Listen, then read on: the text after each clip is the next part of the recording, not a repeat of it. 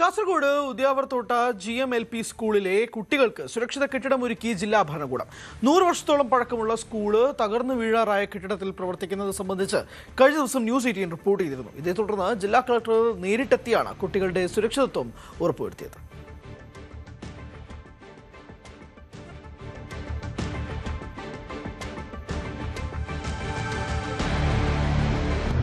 Manjeshwaram ഉദ്യാപാറ തോട്ട GMLP സ്കൂളിലെ കുട്ടികൾക്ക് ഇനി ഭയം കൂടാതെ പഠനം തുടരാം. കാലപ്പഴക്കത്താൽ ഏത് സമയത്തും തകർന്നു വീഴേക്കാവുന്ന കെട്ടിടത്തിൽ നിന്ന് കുട്ടികളെ പുതിയയിടത്തേക്ക് മാറ്റി ജില്ലാ ഭരണകൂടം. 100 വർഷത്തോളം പഴക്കമുള്ള സ്കൂൾ 40 വർഷത്തിലേറെ പഴക്കമുള്ള കെട്ടിടത്തിലായിരുന്നു പ്രവർത്തിച്ചിരുന്നത്.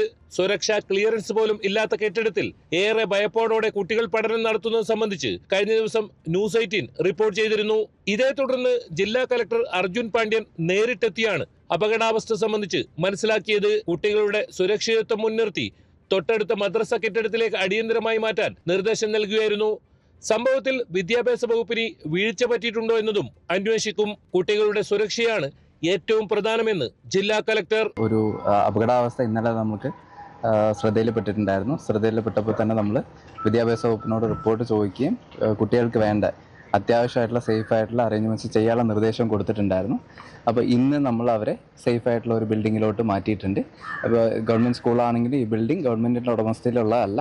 അപ്പോൾ ടെമ്പററി ആയിട്ട് നമുക്ക് അവർക്ക് നല്ല സേഫായിട്ടുള്ള നല്ലൊരു ലൊക്കേഷനിലോട്ട് പള്ളി കമ്മിറ്റീൻ്റെ സഹായത്തോട് കൂടിയിട്ട് അത് ചെയ്തിട്ടുണ്ട്. ഇപ്പോൾ നമുക്ക് കൂടെ തന്നെ അംഗൻവാടി അവിടെ പ്രവർത്തിക്കുന്നുണ്ട്. അംഗൻവാടിയിലെ കുട്ടികളും LP സ്കൂളിലെ കുട്ടികളും എല്ലാവരും നല്ലൊരു സേഫായിട്ടുള്ള നല്ലൊരു ബിൽഡിങ്ങിൽ ക്ലാസ്സിലിരിക്കാനുള്ള എല്ലാവിധ സംവിധാനങ്ങളും നമ്മൾ ചെയ്തിട്ടുണ്ട്. 1927 ജനുവരി 1 സ്കൂൾ പ്രവർത്തനം ആരംഭിച്ചത്. മഞ്ചേശ്വരം 1000 ജമാഅത്തിന് കീഴിലുള്ള ഷെയ്ഖ് സുൽത്താൻ ചെറിയ പള്ളിയുടെ ഉടമസ്ഥയിലുള്ള കെട്ടിടത്തിലാണ് നാളിതുവരെയായി സ്കൂളിന്റെ പ്രവർത്തനം. പതിറ്റാണ്ടുകൾക്ക് മുൻപ് നിർമ്മിച്ച ഓടുമേഞ്ഞ കെട്ടിടത്തിലെ ഹാളിൽ തട്ടികൾ വെച്ച് തിരിച്ചാണ് പഠനം നടത്തിയിരുന്നത്. ഒരു മുറി അംഗൻവാടിയായാണ് പ്രവർത്തിച്ചിരുന്നത്. 1 മുതൽ 4 വരെ 26 കുട്ടികളും അംഗൻവാടിയിൽ 16 കുട്ടികളുമാണ് പഠനം നടത്തുന്നത്. ഇവരിൽ ഏറെയും നിർധന കുടുംബങ്ങളിൽ നിന്നുള്ളവരാണ്.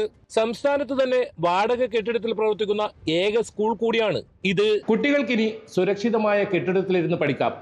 അതേസമയം വിഷയത്തിൽ ശാശ്വതമായ പരിഹാരം കണ്ടെത്തണമെന്ന ആവശ്യമാണ് ഉയരുന്നത്. മഞ്ചേശ്വരത്ത് നിന്നും KB ബൈജു, ന്യൂസ് 18.